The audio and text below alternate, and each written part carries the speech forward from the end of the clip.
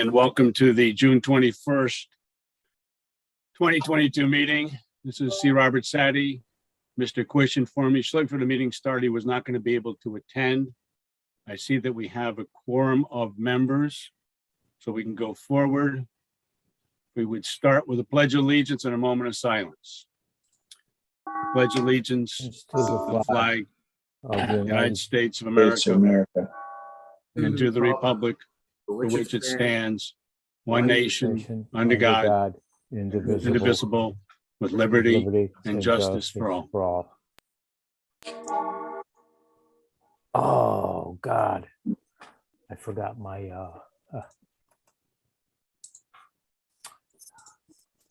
Okay, Susan is here helping us to run the meeting. Meg is not here, and Steve Harris is here to assist us with the helping of David Sulkas's role. We had 5 public hearings scheduled. It's been informed to me that 852 Boston Post Road, which is number 2, is going to be postponed. I believe it's to July 5th.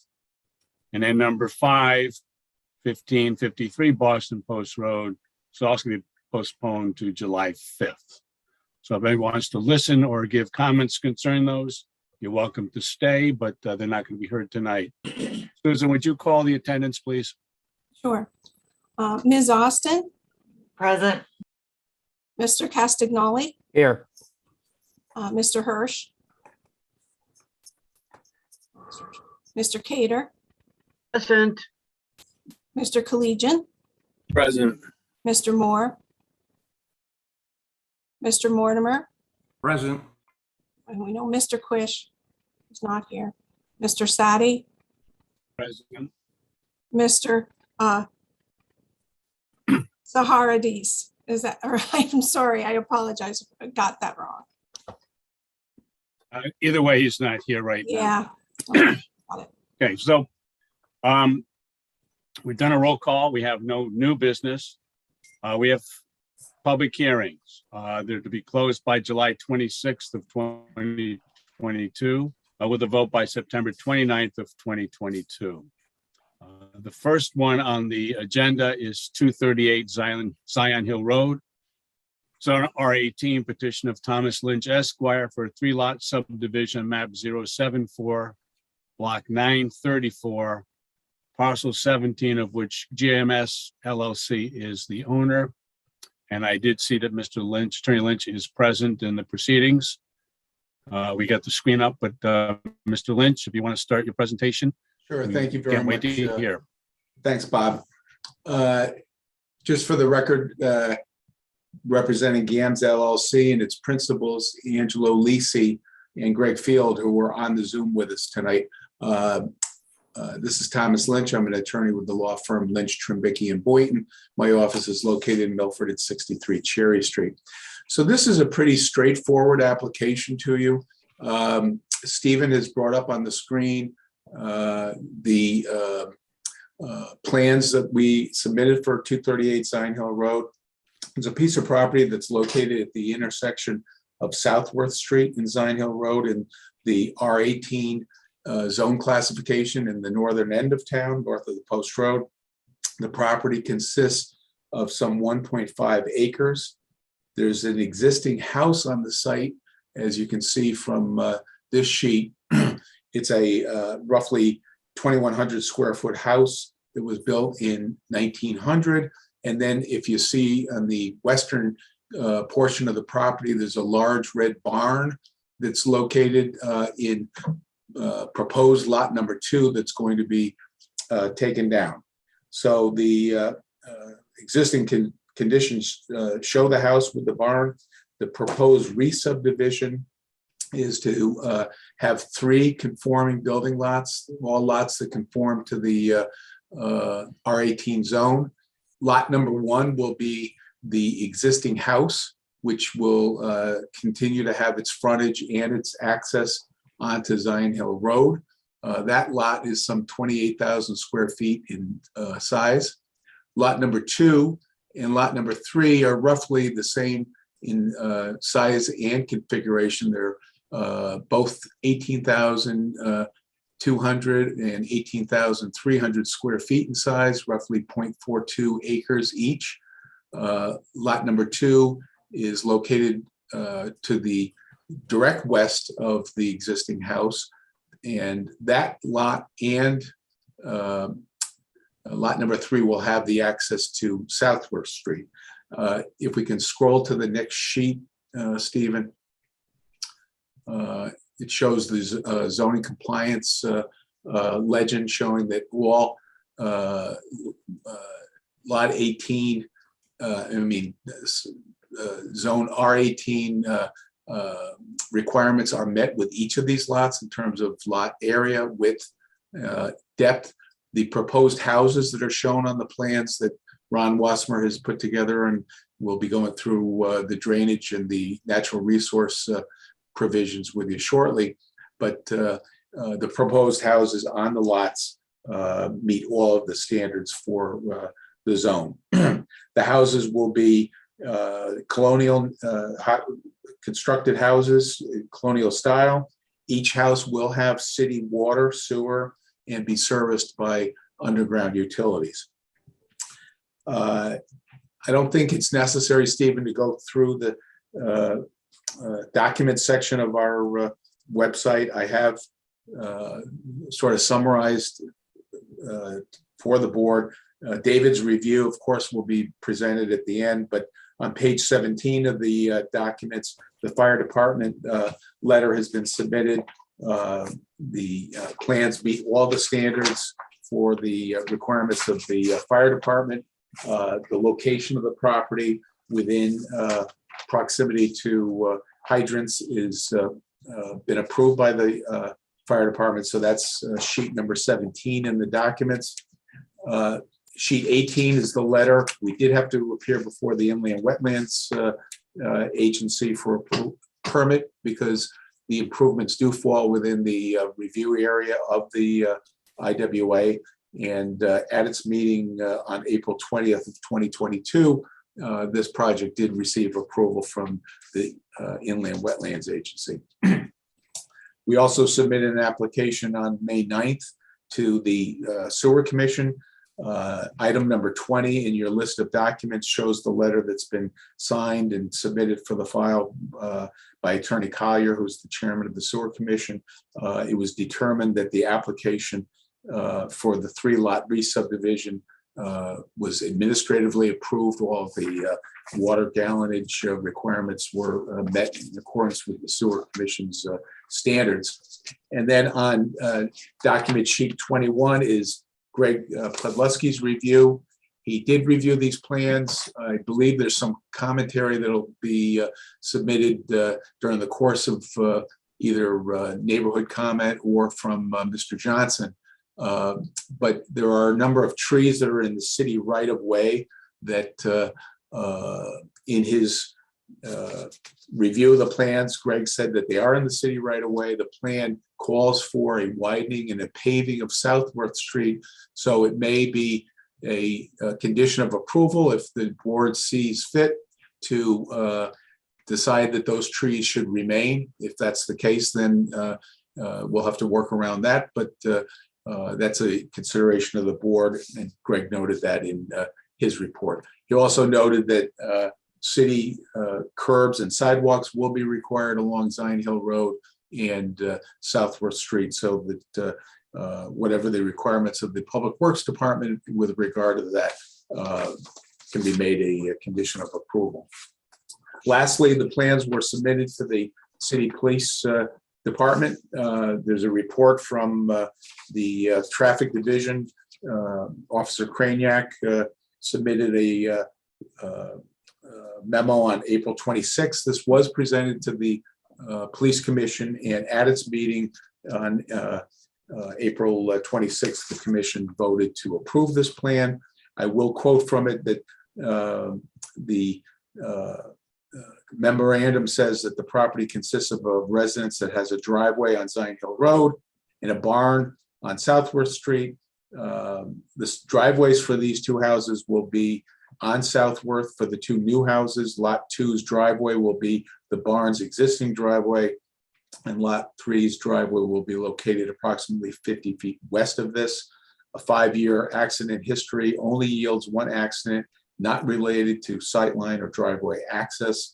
Plans call for landscaping upgrades and tree removal, which will create greater sight lines for all parts of this project. So I note that for the record that the police commission did note that tree removal along that narrow section of Southworth Street would be a public safety measure that they found to be part of their approval, so that I just note that for the record, and there may be some further discussion about those trees.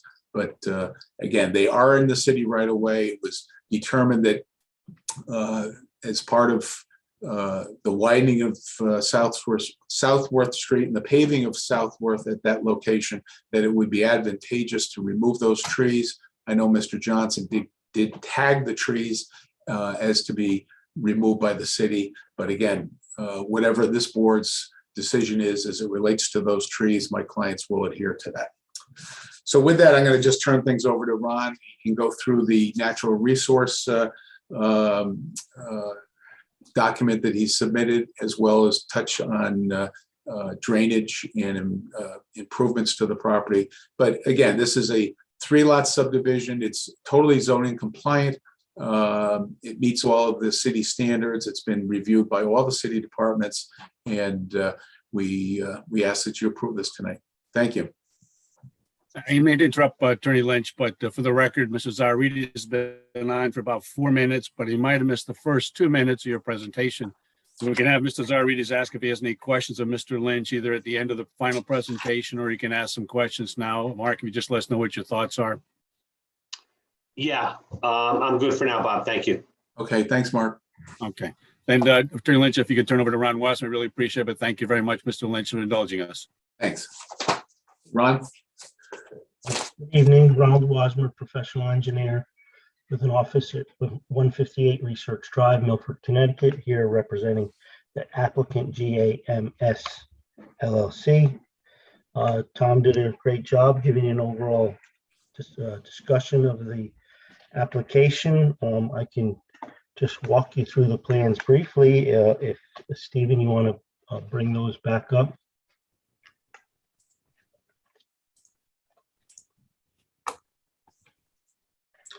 Right now we're on grading and drainage. That's great, because Tom touched base on the other 2 plans. The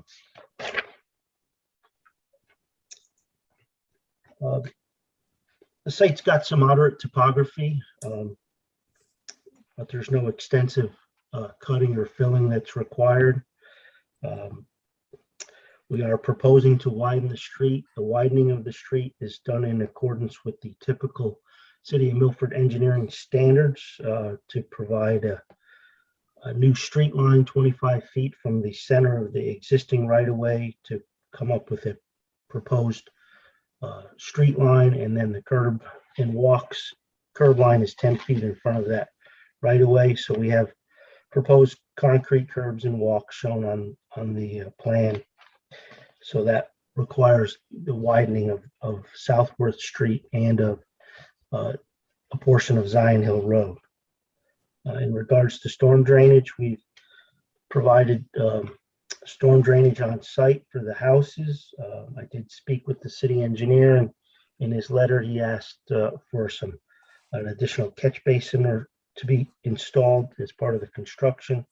He said that would be a condition of his approval and technical in nature.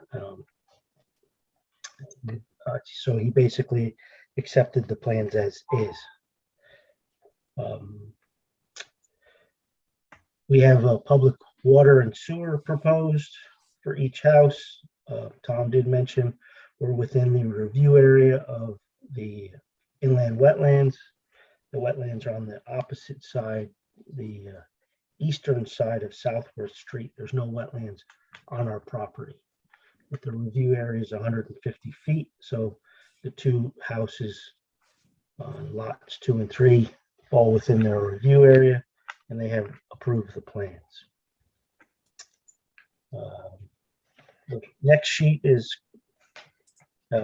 sedimentation and erosion control plan. This is produced as part of the requirements for both planning and zoning as well as wetlands. It indicates, silt fence and anti-tracking pads, the typical items that you would install during construction to prevent any erosion of the property or sedimentation onto the street or neighboring properties. A pretty straightforward portion.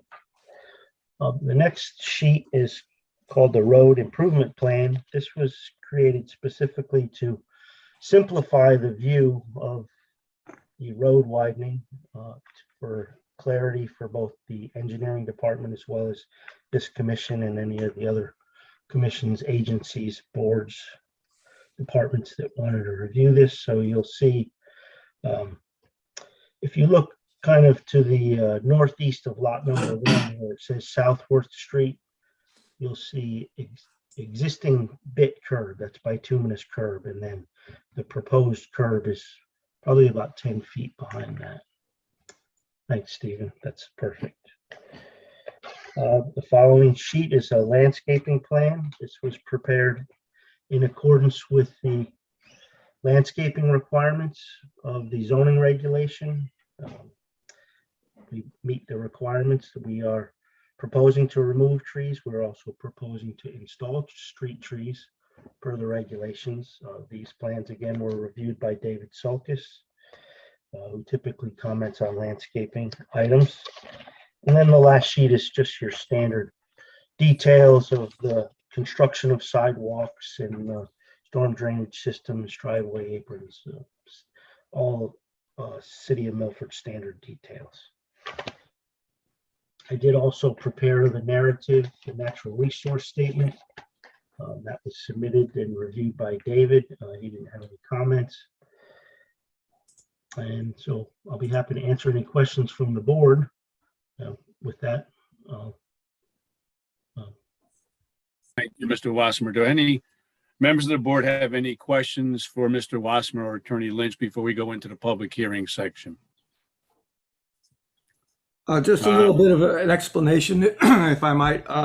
You said the Thank you, storm Mr. drains. Mortimer. John Mortimer. You say the storm drains are kind of technical and required, but then you mentioned they're going to go as is. in the city engineering review letter, he asked that catch basins be installed on Southworth Street. So that they're He asking. made that a condition of his approval.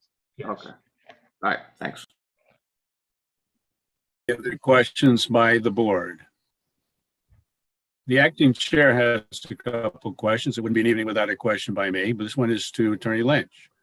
I am looking at an inland wetlands report and a letter to you that there was a requirement of a bond of $8,100. Is that something we would take action on, or is that something you had to deal with inland wetlands?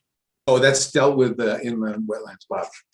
Thank you very much. And this one is more for educating all of us. So this project covers two different streets, the two new parcels. Do they get new addresses on Southwick, or do they become 238 Zion Hill A and B? No, they get two addresses on Southworth. Very much Steve, for educating. Steve Harris actually, when Angelo and Greg go in to pull the building permits, at that point, they allocate a street address. That's The correct. last question I have for you, Attorney Lynch, is the barn that's going down, does it have to be part of our approval here, or is that something that's going to be done outside of our rules and No, regulations? that's done under the building department. They have to pull a demolition permit, and that's done again under the building department. Very much. This is a public hearing. Are there anybody that wishes to speak can speak at this particular time? If you want to speak, identify yourself by your name, your address, and please limit your comments to a reasonable amount of time, which is usually 3 minutes. But is there any members of the public that do wish to speak at this particular time?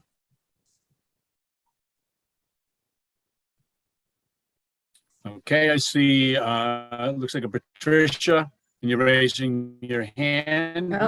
If you turn your mic on, we can listen to you. Okay, thank you. I'm just curious because I was alerted to. Patricia, for a minute, to interrupt you, we need to have your name, full name and your address, please. Okay, thank you.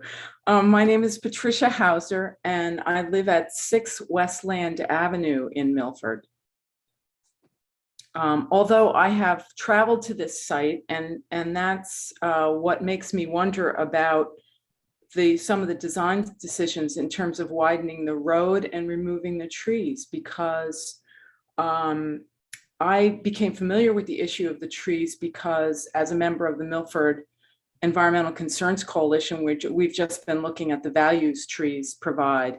And that's not by way of saying I'm a tree hugger to at the expense of public safety or anything, but I went out there and looked, and first of all, the width of the road, this is not a narrow village road. This is I'm not sure, unless you want to create a speedway, why it needs to be wider. If there's some kind of citywide standard, I'm wondering if that's problematic in itself, because this is a semi-rural road. Why are you widening it?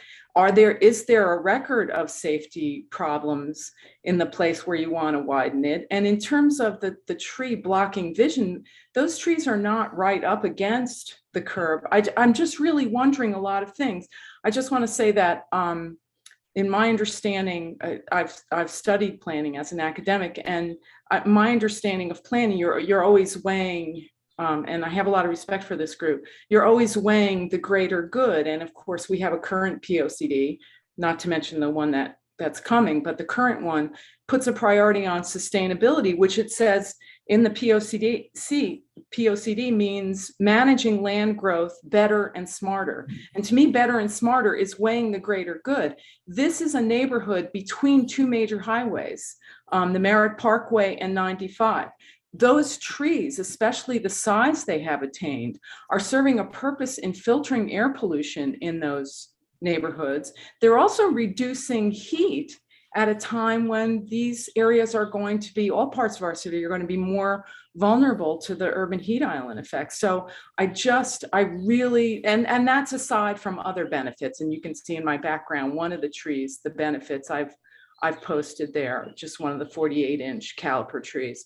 So I wonder if some kind of pre-existing standard for road width requires the removal of these trees. What is that? Is that standard for the whole city? And when does that become a greater good than the ecosystem benefits and the human health benefits that these trees are conferring at the size they are now? So sorry, that was long-winded, but if any part of that you can answer or comment on, I'd really appreciate it. Thank you.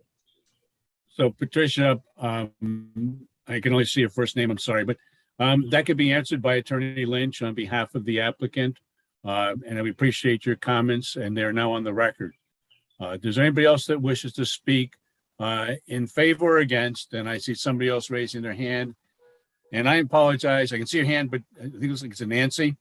Yes, Nancy. Okay, if you would make sure you let us know your name and your address, and you can be heard after that. Thank you.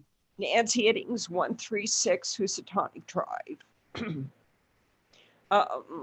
Just to piggyback on what the previous speaker said, I think the city needs to take a hard look at constantly having the trees be something that is just considered, well, we'll take a 150-year-old oak and disregard all of the benefits that 150-year-old oak is giving us, and cut it down and plant a 4-inch caliber red maple. And that's a good thing that you're replacing the trees, but how can you replace 150 years of that tree growth? I mean, think of what that tree has been through. And I understand new development and all that needs to come. I don't see why the street needs to be widened there. I do believe there is a possibility of waivers.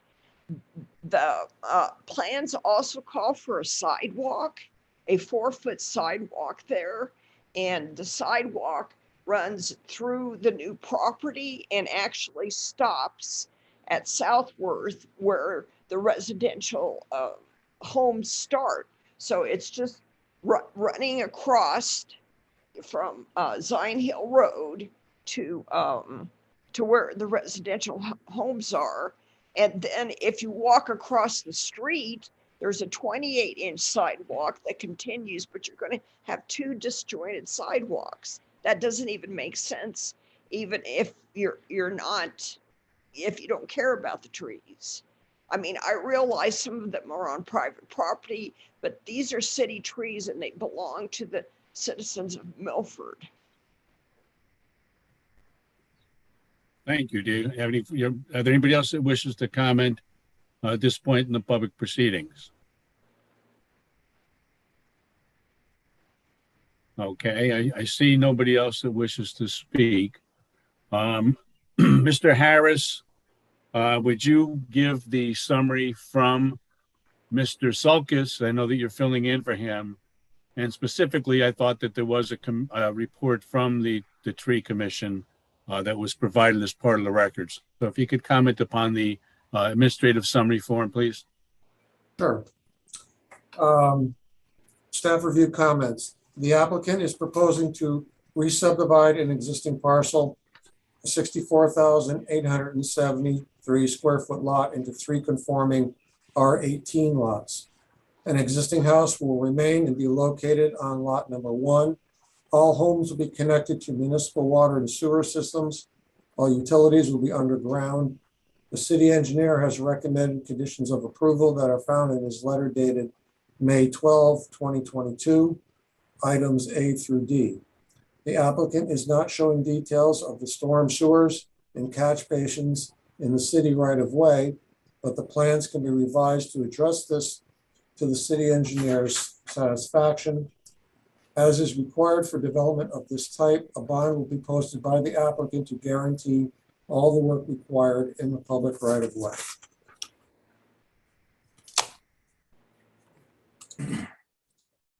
Sorry. Mr. Harris, what is the date of that administrative summary, please? It is dated May 12th, 2022. Okay. Mr. Lynch, you can rebut the comments are made. The public hearing is still open, but I do have a concern that maybe you can certainly address, that there was a report from the tree commission. I thought that had come in. I didn't find it in your 29-page packet of original materials, but there's some indication may have been a report that came from the tree commission after the May 12th administrative summary form. If you could address that, if you have the answer, or you can address the comments made by the other individuals that did speak. Well, to be honest with you, Bob, I didn't see the tree commission report either. So it wasn't on the website. It wasn't forwarded to me. So it's news to me. But I appreciate actually the comments from Ms. Hauser and Ms. Iddings. But the problem is when we represent clients that are coming before the Planning and Zoning Board for a subdivision, we do have to, Patricia, to answer your question directly, we are bound by citywide standards for road width, for sidewalks and curbs. These are all standards that are within the subdivision regulations. They're also within the purview of the city engineer to require. So believe me, my clients are not thrilled to have to put sidewalks and curbs along Southworth Street. If it was in the purview of the Planning and Zoning Commission to waive that, we'd be happy with that. But unfortunately, they can't waive that, and we have to adhere to the standards that the city has for those provisions when someone comes in to subdivide land. So sidewalks, curbs, road standards, those are all engineering factors that have to be met with any application like this. Can I just have a quick question for you? If you want to ask it through Mr. Sadi or Patricia, usually what happens is Okay. it's not back and forth, but if Mr. Lynch wishes to take the question, I'll let him do that. If he doesn't wish to, then we have to go back to our regular rule. Yeah, I'm happy to. Go ahead, Patricia. Thanks, Mr. Lynch. forgive me, I'm a planning theorist. Again, I'm an academic and I'm Okay. feeling, out of my element to that extent. But I can tell you in all the courses I've taught at the graduate and undergraduate level in planning, one of the priorities in good planning is site-specific design. And the idea that there's one standard width, or that the engineer would not say, given in this era when we're throwing the word sustainability liberally about in our documents, we cannot weigh the value of pollution control. We have the highest ozone layer levels in any place in the Eastern United States. Why aren't we weighing some value? I'm just wondering, is there room to do that within any of the procedures that you know of, Mr. No. Oh, that's a shame. I'm heartbroken. I have to give you a blunt and honest answer, right? Yeah, well, And there's 6 or 7 commissioners that are on the screen with us here, and they know that. They have to follow their regulations. so the system, and I don't mean to be antagonistic. I really don't. I totally respect you all and this process. But to me, what I'm hearing then, and I feel like a kid who's learned there's no Santa Claus, the system is calling for bad planning. The system is requiring bad planning. Well, and my response to that, and we could go back and forth all night, but Okay. and we're not going to do that. But what my response to you is that regulations are promulgated and put into place by the city of Milford for a purpose. And these standards for having roads be certain widths, these standards for sidewalks and curbs, and believe me, to follow up with what Nancy Iddings was saying, all over Milford, there's sidewalks to nowhere. But that's the rule. When you come in to develop a piece of property, the theory is eventually the entire city is going to be developed in a schematic where there will be curbs and sidewalks. But there's sidewalks to nowhere all over the city. So I appreciate the comment that Nancy was saying with the sidewalk on one side of Southworth and it's disjointed from the one on the other side. But that happens all the time. So yeah, my final comment to you is that regulations are put into effect that are supposed to benefit the city as a whole. And as it relates to this property and this project, the regulations are clear as to what a developer has to meet in terms of standards for road width, for curbs and sidewalks, and trees. And as you see, the trees that are in the proposed widened portion of Southworth Street are going to be replaced with other trees. They are going to be replaced. They're not going to be just cut down. They are going to be replaced. Mr. Lynch, are you done with your rebuttal? Yes. And I didn't consider it really a rebuttal. I thought it was more of a back and forth just to try to explain more than anything else. So as a matter of fact, for disclosure to all participants here, there may be some disjunction here. So approximately 2:45 this afternoon, the updated agenda and motions for the P&Z board were sent out to all the board members, and there is reference to a tree commission and tree warden report. You've not seen it. On the other hand, the question is, do the members of the board that are here wish to keep the hearing open? And we can continue to another date to look for that report, which leads one to believe that there may be a report because the 517 refers to a pending. I see Mr. Johnson shaking his head too. Mr. Lynch, would you let Mr. Johnson speak to this if he can? Oh, absolutely. I wish you would. Thank you, Mr. Johnson. If you might speak to this, please, and just make sure you identify who you are and your address, please. Yes, thank you. Steve Johnson. I'm here tonight wearing 2 different hats as the Assistant Public Works Director at 83 Ford Street, as well as the appointed tree warden for the city of Milford. And for the record, this subdivision plan, the reason that those trees were noticed for possible removal according to the subdivision plans, is because of as tree warden, the Connecticut state statutes governing tree wardens is Chapter 451 for public shade trees and the tree protections. So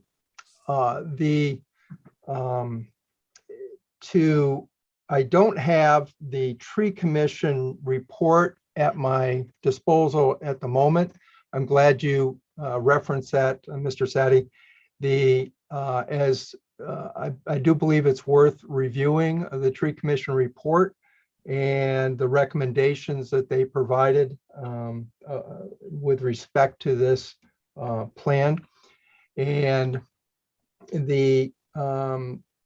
one of the takeaways from the tree commission report that you will find for the 16 trees, 14 trees that are being recommended, of which the tree selection itself between the little leaf lindens, the red maples, and the dogwoods are all very good selections for this type of a proposed development. And one of the recommendations was to move the trees away from between the sidewalk and the street, behind the sidewalk, so that we don't end up with additional issues down the road as those trees grow and can create conflict with sidewalks, with roots, etc. So it'd be healthier for the trees, still accomplish the goals of the proposed subdivision. From the public works standpoint, to what Attorney Lynch referred to, yes, the city does have standards that they hold developers to on a project such as this, which includes street widening, sidewalks, and curbs, as well as the police department commented on, helping to improve the sightline. I happen to live in the neighborhood. I've walked these streets myself, and the street at two particular points in the curves, you do have to be a little aware of any oncoming traffic, depending on where you're, if you're walking with traffic. Of course, as a pedestrian, you're recommended to walk against traffic. And the trees, I did go out on the site. I inventoried approximately 18 plus trees.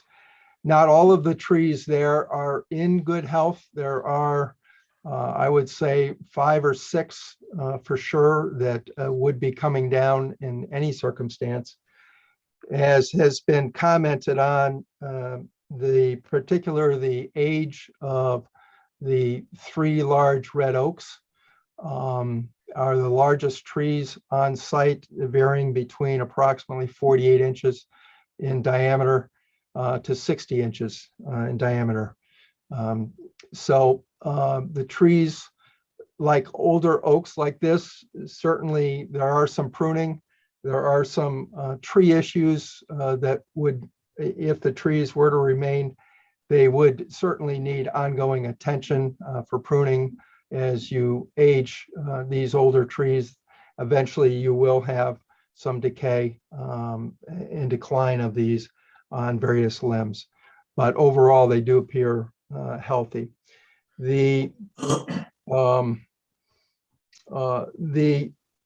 From the standpoint of public works, I'm trying to find a balance myself. I don't like cutting trees down unnecessarily. The trees were posted not for the city to remove, but for as part of this development, depending on the conditions.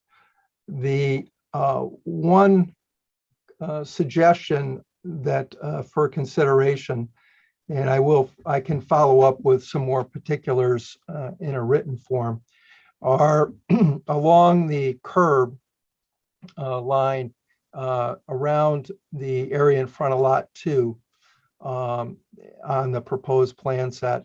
We do see the potential, certainly the potential benefit of that sidewalk area along that sightline area. the sidewalk has been described, though, terminates at the end of the development at 146 Southworth Street.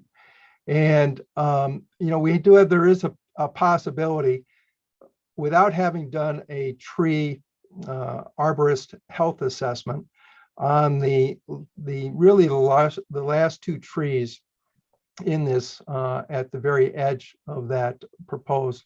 There is I believe, I'd have to double check, 48 to 68 inch red oak. There's also a hickory tree, both being proposed to be removed, as I recall.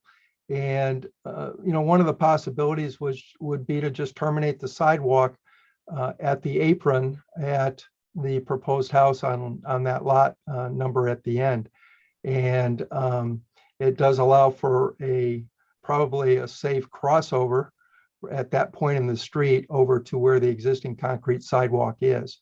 So it's not saving all of the trees by any measure, but it does offer at least maintaining two mature trees that appear to be in relatively good health and no indication of existing decay or decline. It would be something I would want to take a closer look on those trees to see if those, in fact, would warrant this type of consideration. One other comment, and then I'll close, is whenever you do protect trees, the standards for protecting trees based on the diameter at 4.5 feet at what they call diameter breast height would be approximately have a tree protection zone of 1 foot for every inch in diameter. So a 48-inch tree would have a 48-foot tree protection zone around there to avoid root compaction and decline of the tree after the development occurred. So I am in certainly support of trying to preserve trees. I will say one last comment, in all fairness to the process here that the board is adhering to for the city standards. This tree review process with a tree warden is somewhat unique, but I hope it's a opportunity to work collaboratively going forward with future plans because of the tree warden statutes, so we can be involved earlier in the planning and discussion process as opposed to waiting at this point to a public hearing. I think there's some improvements that I would look forward to working with the Planning and Zoning Board and the Planning and Zoning ordinances in terms of how we proceed to include trees as part of the natural resource review process that the developers have adhered to. So certainly if there's any questions from the board, from Attorney Lynch or Ron Wassmer from the engineer, be happy to hear what your questions are. I would have a Thank you, question. Mr. Johnson. No, so again, we go back to the members of the board, just the issue of if any of you have any questions of what we've heard from Mr. Johnson or any thing from Mr. Lynch. Okay, I see nobody raising their hands. The next question is, what's the board's feeling about closing the public hearing tonight? Knowing that we've had some further information regarding a report, but we don't actually have it. I just want to listen to what the comments to the board would like to be. Well, I would definitely like to see that report and have a chance to go over it. So that would be my opinion. Does anybody have a disagreement that we don't close the public hearing at this point? We continue it to the next available meeting. Assuming no hands been raised and I hear no voices. Mr. Lynch, we're going to continue this to the next available meeting. I just have a couple of comments if I can. Certainly, before we take the action, certainly. Yeah, and basically directing them to Steve. So Steve, if this is continued to the July 5th meeting of the board, is that a time frame that you can make those recommendations as to what trees you would say should stay, and those that you say are because of their diseased state or viability, you would recommend that they would go? You can get that for Yeah. July 5th. Okay. Yes, no, I could put those assessments. I've got all of the basic information, the site reviews and tree information, so I could put that together early next week. Okay. And then I was interested in the comment that you made specifically as to lot 3 and the trees that are at the end of the proposed concrete sidewalk. And you thought maybe one way to save those trees would have the sidewalk terminate on the northern side or the northeasterly side of the driveway of lot 3. Is that something that you would be in a position to recommend as assistant public works director? Well, that would be something that I could propose and discuss that with the director of public works. Well, that's what I meant. Because Chris ultimately right. Chris is he's the man. He is, and I can certainly have that discussion with him.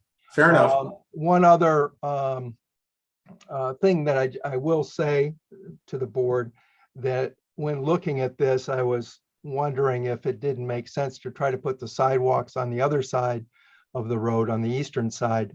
That, of course, is outside the property of what this proposed development is. And there is a steeper slope on that edge. So I don't know what the gradients are, and that certainly was not part of the design considerations that you folks were submitting this under, and what the standards were that during that design phase. Okay. Okay, thank you, Mr. Lynch. Would you be ready to go forward on this on July 5th if you have all the reports? I don't want to have you going out 3 months. You're talking to me as Steve Johnson. Attorney Lynch. Oh yeah, no, we're all done. We've made our presentation. We're basically at the whim of the board as to what the board wants to do with the trees.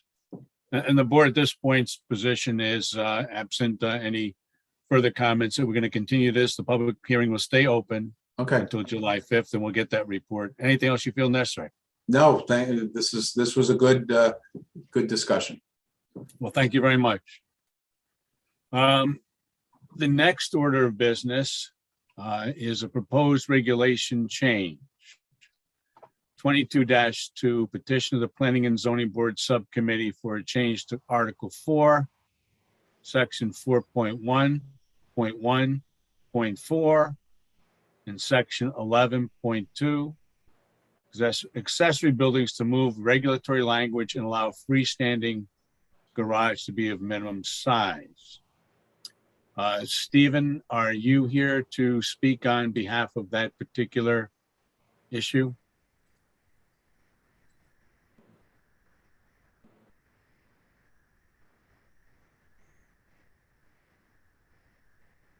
Mr. Harris?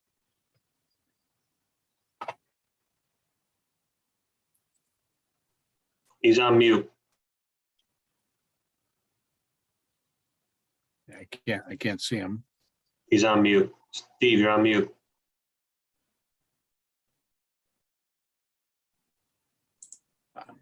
It's back up. Yep, now you're back on. Okay, so sorry about that. A little bit of background. We were having some trouble approving normal sized accessory structures like detached garage because the house footprints were so small. And the current regulation requires that they be no larger than 50% of the footprint of the principal structure.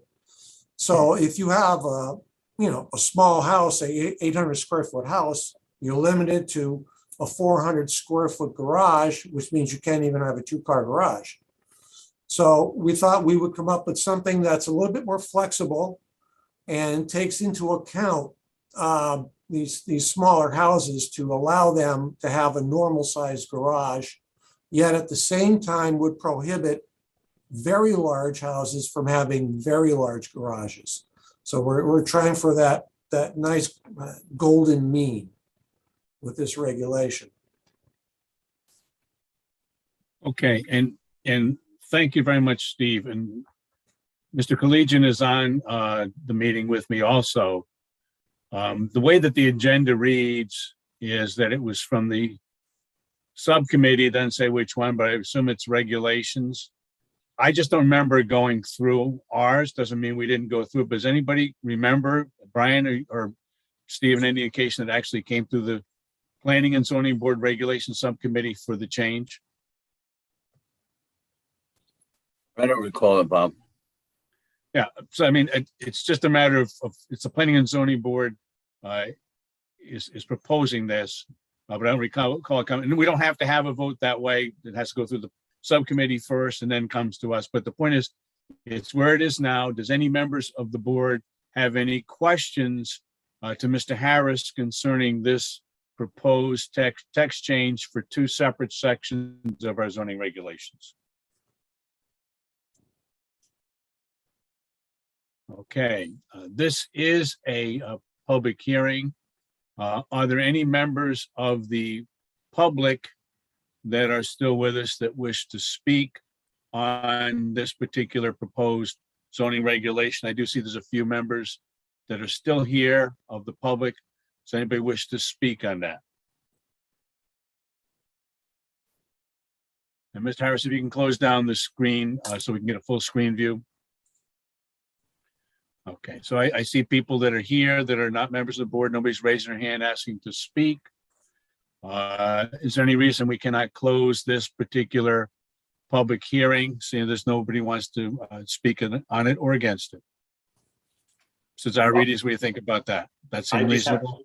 I just have Okay, a question. questions. Okay. Yeah, it just says, regardless of this 50%, it's allowing up to 600 square feet for the outbuilding. Is that what it's saying? Correct. That would allow for a normal size 2-car garage, which is 576 square feet. They're usually 24 by 24 for your typical off-the-shelf 2-car garage. So if I'm just doing math, if it was a 1,200 square foot home, it would be allowed anyway at 600 square feet. But if it's less than 1,200, we're saying 600 would be allowed. Correct. Okay. Thanks for the clarification. And that would capture houses that were built a long time ago and are undersized by today's standards. Does lot size come into play here at all? Lot size, well, lot coverage and building coverage come into play, but those are separate regulations. That depends on the zone you're in. The larger the minimum lot size, the larger the building area and lot coverage are. And the smaller, say 5,000 square foot lots have you can cover less of the lot, 45% with buildings for R5, 60% with lot coverage. So those are separate regulations that would come into play as well. That's what I was asking. Okay, so those. If you had a micro lot, if you had a really, really small lot, like say 2,500 square feet, you might have trouble putting in a 2-car garage simply because of you would run up against building area or lot coverage because the lot is that small. Okay, that was the question. Thank you. Yeah, so Mark, thank you very much. Your question triggered something me too. Steve, you may or may not know this answer, but in the documents that we're looking at, which are 2 pages, you give us the existing text of 11.2, but you don't give us the proposed text of 4.114. And I just want to know what the existing text of 4.114 is, if you know. What the change is. Let me put the screen back. Okay, so screen back up.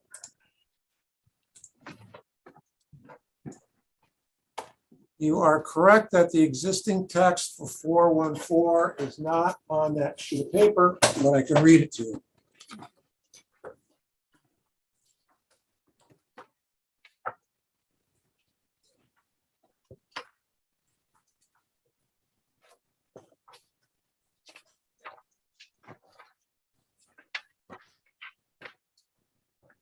Okay, let me correct myself, because the 50% rule is actually embedded in the accessory building definition. So if you look at, look on the screen, you see 11.2 building accessory. It defines what an accessory building is. And then it says the square footage and floor area does not exceed 50% of the same principal building footprint. So it's a regulation that's embedded in a definition, which we would like to take out of the definition and put inside of a proper regulation, which is directly below it, as reflected in section 4114. Mr. Chairman? Yes, Mr. Griffith, yes, sir. Yeah, this is Joe Griffith. I'm the Director of Permitting and Land Use. To answer your question, though, there is no 4.1.1.4. That provision has been deleted, so it left us an open space in our zoning regulations. And so, as Stephen said, we took the regulatory provisions that were in the definition, which we believe were improper, and put them into our actual general regulations, Article 4. Okay, thank you. And I actually stepped away and got my regulations and saw that it was deleted in 2016. So the next question that I have, do we close the hearing at this point and go into discussion regarding whether this should be accepted or not? And that's really up to the members of the board. If you want to continue the public hearing, that's up to you, but just let me know what your thoughts are, please.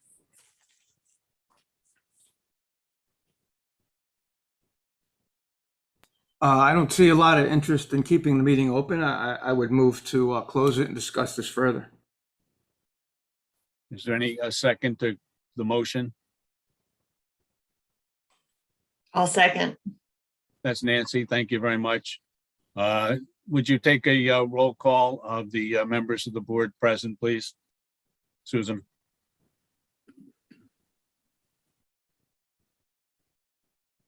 There we go.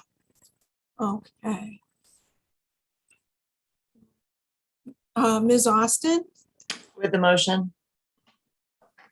Mr. Castagnoli, Yes. Mr. Cater, With the motion. Mr. Mortimer, I am with the motion. Mr. Sadi, I'm with the motion. Mr. Zaharides. With the motion. Okay, so now we're close to public hearing.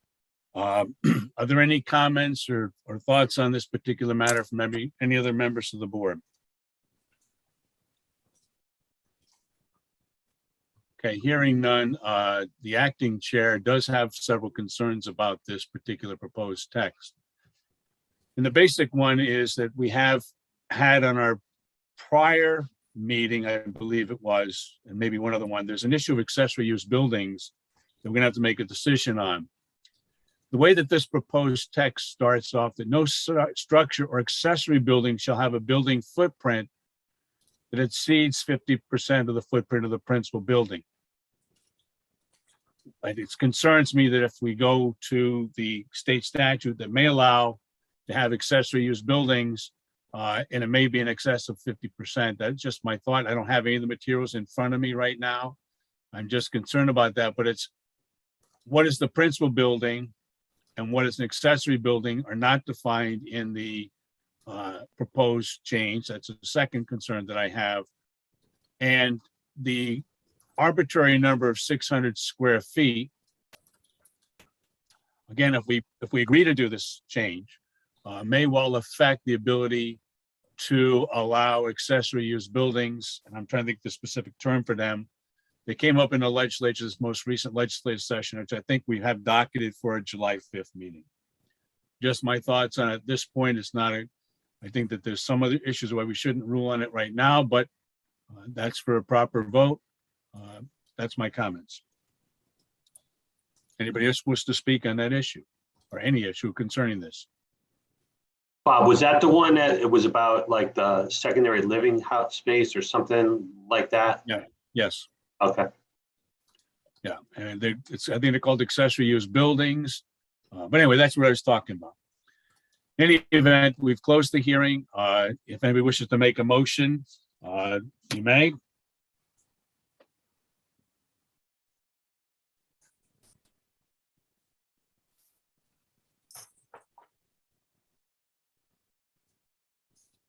So just to be clear, I have here to opt out of the default state law provisions is what we're taking a vote on, or No, just John, no. We're not taking a vote on that. I'm just suggesting, I don't have the answer. I don't have the answer. I just raised a concern for me that if we're voting to opt out, if we're not opting out, we're in. And then the question is, if we have a definition of accessory building that conflicts with this proposed text change, is that limiting our ability to take action and make a vote on that?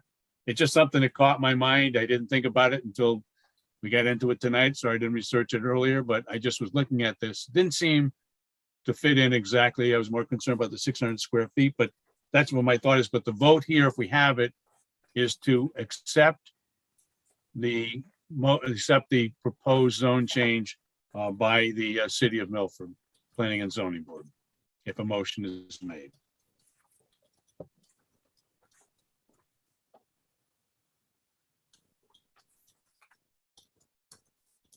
Okay, and we've waited, I count 2 minutes. I hear no motion. As I understand the rules that are assigned to us, this would have to be continued to the next public hearing. I'm sorry, the next public hearing is closed, but to the next meeting, there's been no action taken on it and has to be voted upon at some point by September 28th of 2022. If anybody disagrees with that, please let me know. Appears not. And the last public hearing is proposed moratorium regulation change 22-7. Petition of the Planning and Zoning Board for a change to Article 6, Section 6.4, non-conforming lots, to examine the development of lots created prior to the adoption of subdivision November 1st of 1929. Steve, if you might help the board and enlighten us on what the proposed change is requested and why. Sure. So by way of background, the regulations used to have two sections, 641 and 642, with how you deal with non-conforming lots. Old section 642 was the merger regulation, which the board repealed last May, I believe. And since then, we have run into problems with people looking to certify all of these old small lots without a merger rule. There were some proposals to take down existing houses because they were located on 2 or more old, say, 1907 lots, pre-subdivision lots. So the moratorium is designed to put in effect a temporary merger rule to give the board time to think and reflect on if they want to continue to allow pre-subdivision lots to be built on, or if the board wants to introduce some sort of a merger rule back in. But the moratorium is designed to give the board the opportunity to think about what it is that they want to do. Either reintroduce a merger or let things go the way they are. Thank you for the presentation. Any board members have a question for Mr. Harris at this point? Hearing none, this is a public hearing. Are there any members of the public that do wish to speak at this part of the public hearing? Yes. See, Attorney Crusaden is here. You wishing to speak, sir? Yes, sir, Mr. Chairman. If I may, for the record, Kevin Crusaden. My home address is 11 Bonstein Street, Milford. I'm not in support of or objecting to this moratorium. I just would like to point out to the commission that since the 642 was repealed last May, there have been a number of not just builders, but a lot of homeowners too, and other people that have purchased properties or in the process of purchasing properties that, you know, this moratorium going into effect is gonna have an impact on. And as well, as you go forward and you take the time over the next 5 or 6 months to consider what regulation you may put in place, if anything, or to replace 642 or to replace the void of what was left when 642 was repealed, that you consider the property values that exist for these lots. And no, not all of these lots should be developed, but you have a significant number of people, like I said, not just developers, but what you would call quote unquote mom and pop folks that have these lots that are of significant value as the rule currently sits right now, and will lose that value if the board decides to institute or reinstitute a merger provision in the regulations. That's my first comment. And my second comment is that I had submitted, it was late today, but it's just a 1.5-page memo to Joe Griffith and staff and to the board. I can share it, I think, if I'm able to share my screen. I don't know if the board needs to see it.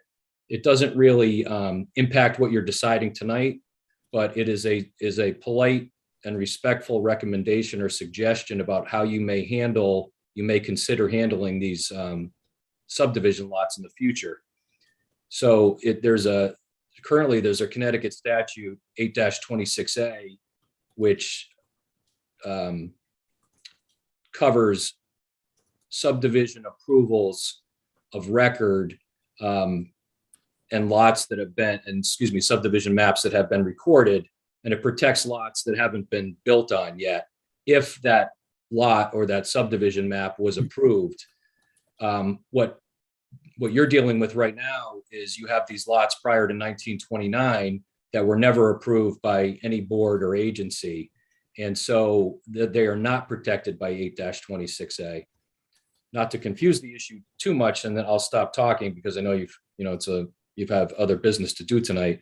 But you could use 8-26A, revise it and modify it to fit your needs, but the board would have to make a couple of different decisions. Number one, as a policy, the board should decide whether they want these lots to be buildable lots, these old, quote unquote, ancient or old subdivision lots. And then number two, once you decide that, you have to decide on, one of the issues that Stephen brought up is, could somebody who has a house built over the property line now knock it down and now they have 2 lots? Is that something that the board wants to encourage or wants to happen? Or does the board want to limit it to lots that have always been vacant and are just undersized? Number 3, you need to decide whether or not you would apply the current zoning regulations and setbacks to these old lots if you decided that you wanted to allow them to be built or developed with principal structures. And the issue is that many of these old lots are 35, 30 feet wide. If they're in certain zones like an R12 zone or an R75, you can build a house that's either 0 feet wide or you can build a house that's 15 feet wide. And what you should be careful of is that you don't want to, whatever you come up with, you don't want it to lead to, 500 variances to the Zoning Board of Appeals, because now all these lots are considered building lots, but you can't build on them without 5 different variances. So I just wanted to highlight that decision. I think it's wise that the board take the time and consider what that be done, but I really encourage the board to take this time to put in a very thoughtful regulation and based on whatever policy direction the board wants to go. Thank you. Mr. Christine, would you like to share your screen? Sure, I can share it briefly, All right, just to show go you. ahead.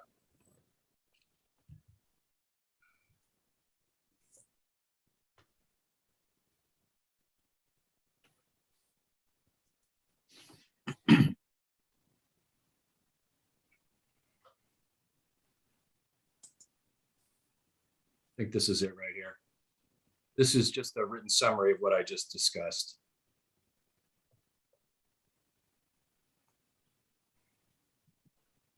So there's the initial policy decision, and the board could decide that we don't want any of these lots to be built on, or that, if that's the case, then just go back to a merger provision. That worked well in that process worked. Some lots were developable and some lots were not. You had to prove that you have to prove that you would meet the current setbacks, not the setbacks that were in place, back in 1929. This is the draft language. It just kind of mirrors. This is just a proposal for your future consideration. It doesn't impact what your decision is tonight, but I just wanted to make the point tonight since this was coming up on the agenda. This proposed amendment to zoning regulation 6.4.2 is based on Connecticut General Statute 8-26A. And I just added some additional bold language and I have some notes in here and you can take the time and read it yourself. But it would protect not only subdivision maps that were approved by the Planning and Zoning Board, but it would protect subdivision maps that are recorded of record going back to the late 1800s, early 1900s.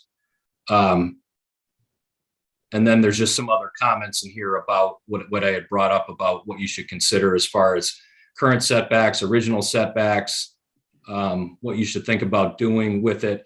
And then one other, really, I meant to bring this up earlier, is that this is not, if you decide to allow these lots to be built upon, you're not going to solve the affordable housing crisis in Milford, but you will allow additional inventory to enter into the market. I think there's probably, if I was going to guess, it's probably altogether, and not all of them are buildable for a variety of reasons. Some of them are inland wetlands. There's probably a couple of hundred of these lots in Milford. Like I said, I don't know what percentage of those would actually be buildable under any zoning regulation because of other topography or inland wetlands issues.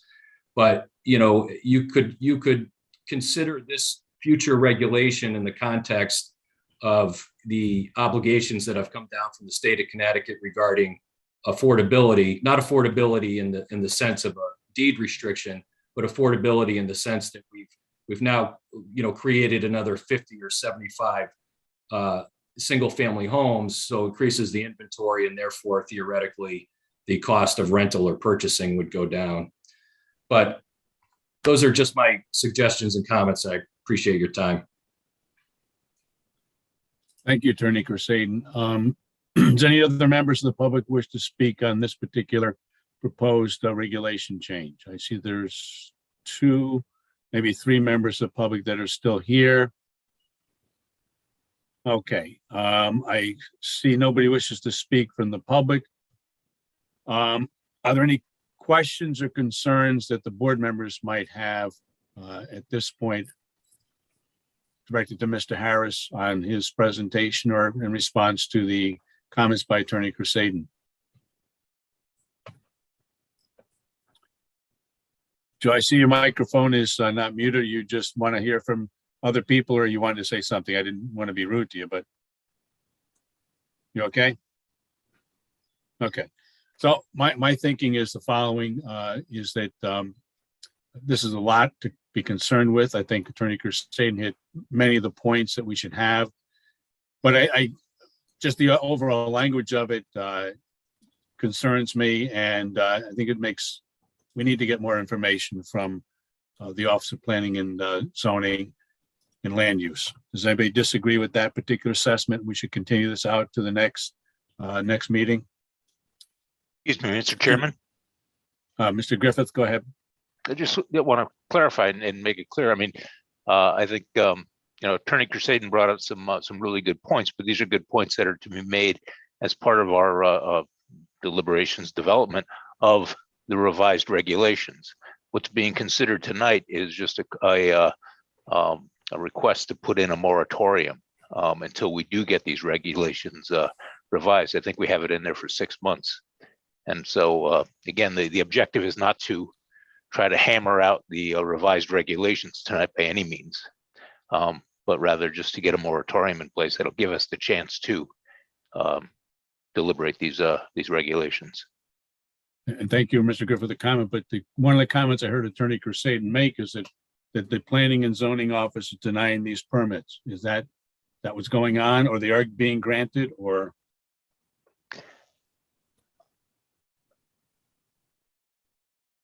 Let me clarify. These requests are coming in for lot certifications. And so as such, we are in the process of, and until the moratorium takes place, would continue to certify lots, essentially validating that if these lots existed on a pre-1929 map, then yes, they are lots. We are not issuing zoning permits per se. We're not issuing authorizations to develop these lots. And so that's what, when we took the provisions of 642 out of our regulations, we had a clear set of rules that then went away as to how we, not so much how we certify the lots, but how we go about allowing the lots to be developed. And so that's what we're really looking to do here is put in place a moratorium that would allow us to define how these or regulate how these pre-1929 lots are able to be developed. And I really appreciate the help, and probably what my concern is that we've always been provided excellent information.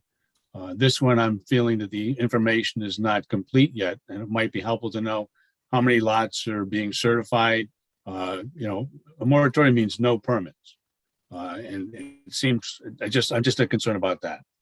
In any event, it's up to the board to decide if they wish to have this matter continue to a different date, to close the hearing, and if that's done, to make a motion. So I just want to have some thoughts on the other members of the board.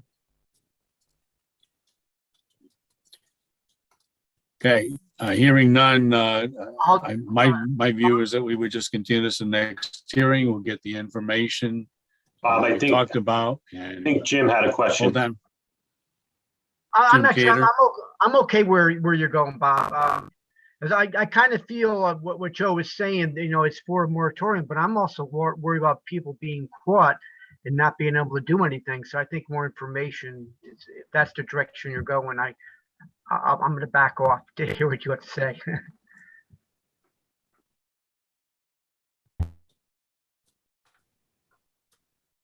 And Mark, did you want to say something? It appeared you clicked on also. No, I was just trying to let you know that Jim was trying to say something. Okay. So this is going to be kicked out to the next meeting, July 5th. Okay, that takes care of all the members. Public hearing subsection D. Old business, we have none. Liaison reports, we don't have a liaison report. I will have one for you next meeting, hopefully. Subcommittee reports, I don't see anybody raising their hand. POCD, meeting should be getting scheduled soon. Approval of minutes. Would someone make a motion to approve the minutes, please? Of May 3rd of 2022. I move to approve the minutes. Okay, John Mortimer, is there a second? Second. Jim Cater, thank you. There is no chair's report, and Mr. Griffith, there appears to be a staff report on hazard mitigation update. Hey, Bob. Joe, you still with us? Joe Griffith? Yes, I am. I'm sorry, I heard Nancy Austin, but yes, I am with you. I'm sorry, Nancy, I do not have my presentation ready for tonight. I'd like to be put on another agenda. Okay, Nancy had a question. I don't see you on the screen, but anyways, Nancy, I heard your voice. Yeah, are we going to discuss going back in person? Because that's usually That will be the next part before adjournment. Go ahead, Nancy.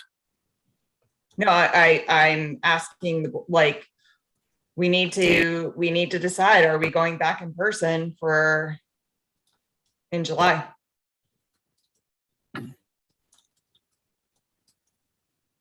Okay, don't disagree with that part of that. Does anybody else have any other further comments or thoughts on the issue? I also would like to go back. Let's do it. We're not even wearing masks in federal court anymore, which there's no reason for us not to be back. Okay, we'll take a motion on the issue. We'll vote on it. I'll make the motion that the only thing I'm not clear on is if it's our first meeting in July or the second, depending on how. So I need clarity on that. Nancy, it has to be a month away, so it's a second meeting in July. Okay, then I make a motion to be in person for our second meeting of the planning and zoning, which I'm not sure, July 19th. July 19th, to be in person at City Hall. Second. Do we have a second? I heard somebody, I'm sorry, I talked over. Is there a second? So I'll second it, Bob. Brian Collegian. Okay, so Brian seconded. Susan, would you take the call of the members of the board present? Oh, I see Jim Peter. Can we talk about the motion first, just real quick, or is it too late? Oh, yeah, I'm sorry. My mistake, Jim, I'm sorry. We always have discussion prior to a vote, and I was willing to listen to anybody. Thank you, Jim. Okay, thank you. I'm just curious, is anybody aware of the numbers or anything? Are they going up, going down? I don't know. When we decided to go back to Zoom, the numbers were skyrocketing. Myself, I got COVID during that period, and I got real sick, and I had my 2 shots and the booster, and was quite surprised how sick I got. I know people are not walking around with masks anymore, but I'm not so sure that it's the right answer. I'm just curious, what does anybody know what the numbers are? In all honesty, I mean, I understand numbers. However, if you're uncomfortable, you are more than welcome to wear a mask in public. As other boards are meeting in public, I do feel strongly that we need to be back in person. Any other comments from any other members of the board? I have a quick comment. Nance, your thoughts are excellent. The one thing that I've been concerned with, and I mentioned to some people that they're important, if you ever go back and try to do the YouTubes, and the point is we have a hard time hearing the people, and the sound system is not good in the building. And also when you try to go to YouTube, listen means you can't hear it. That's got to be solved. We're going to be back and really helping out the public. I don't disagree with the idea of being back in City Hall in the meeting, but for some reason, the meetings in City Hall are you can't hear what you're saying. We have a hard time hearing the people speaking. So that being said, does anybody else have any further comments on the motion by Nancy? I do have a comment to what you just brought up. Then how have we had meetings? Board of Aldermen have meetings in City Hall. So does Zoning Board of Appeals. All of a sudden now we can't hear, but I understand audio may need to be adjusted, but we have been doing this for years upon years, meeting in City Hall. We need to go back in person. That's all I'm going to say on it until we vote. And Joe, if you give me 1 second, and answer, I agree fully with you, but I think we have to send a message to whoever has to pay that bill that we can't hear sometimes during those hearings and they're not being recorded properly. I'm not disagreeing with us being in there, just that the sound system got to get fixed among other things. But Joe, I'm sorry to cut you off. I find that the Zoom meetings are much easier it's much easier for me to understand people, what they're saying, what the public is saying, and what the other members of the board are saying than in City Hall. So I would just keep it on Zoom for now, okay, until they solve their issues in City Hall. Anybody want to make any further comments? Okay, Susan, if you would now take a vote, please. Ms. Austin, With the motion.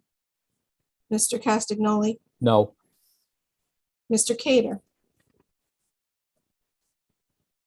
You're muted, Mr. You're Cater. muted. I'm sorry, no. No?